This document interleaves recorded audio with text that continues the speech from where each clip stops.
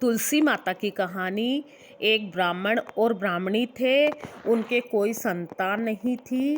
ब्राह्मण सुबह रोजाना नदी में स्नान करने जाता और घर आकर पूजा पाठ करता। एक दिन ब्राह्मण नदी पर गया, स्नान संध्या की, फिर जाने लगा तो पीछे से किसी ने आवाज़ दी, बाबा मैं भी आऊँ। उसने पीछे मुड़कर देखा तो कोई नहीं था। फिर से चला और आवाज़ आई। उसने कहा कोई दिखता नहीं है और बोला कि भूत प्रेत हो तो मत आना, कोई देव हो तो आना।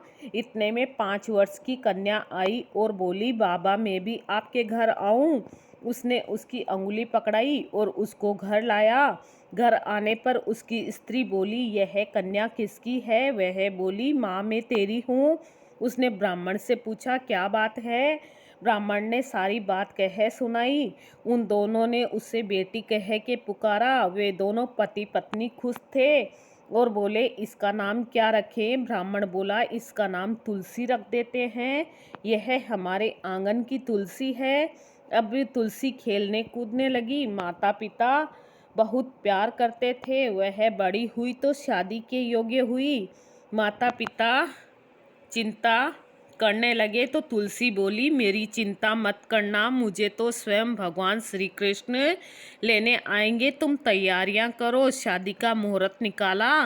कार्तिक सुदी एकादशी के दिन तुलसी की शालिग्राम के साथ शादी हुई और तुलसी जाने लगी। उसके माता पिता रोने लगे, बेटी हम तुम्हें कहाँ लेने आएंगे?